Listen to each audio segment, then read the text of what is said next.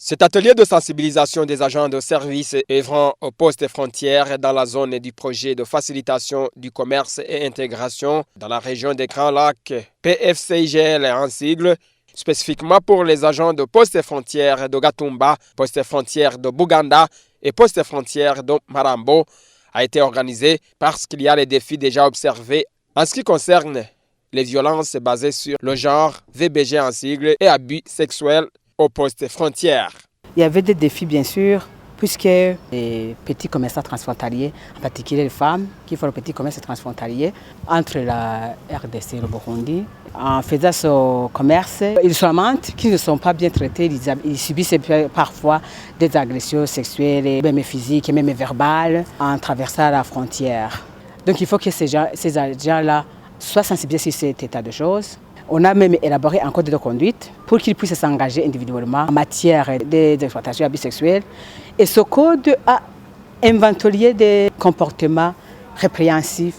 par le code pénal et la loi sur protection, prévention et protection des victimes des violences basées sur le genre. Selon Marie-Rose Sinamenye, qui est expérimentée dans ce secteur des VBG, les conséquences qui découlent de ces défis sont évidentes. D'abord, le commerce transfrontalier est effectué en grande majorité par les femmes. Si elles se lamentent d'avoir subi ça, ceux qui ne sont pas à l'aise, il y a même ceux qui peuvent même abandonner. Il y a même, donc ça peut même causer des conséquences au niveau des familles. Que ce soit sur sa vie privée, même sa vie personnelle, ça a même des conséquences, que ce soit au niveau de la santé, que ce soit au niveau même psychologique, que ce soit même au niveau socio-économique. L'assistant du ministre ayant le commerce dans ses attributions, Gérard Nyokindi, qui a ouvert cet atelier de sensibilisation, a fait savoir que ce code de conduite permettra d'éradiquer les VBG aux postes frontières. Nous estimons qu'à la fin de cette journée, vous serez suffisamment sensibilisés sur les risques de violences basées sur le genre, y compris les exploitations et abus sexuels, et sur le code de conduite développé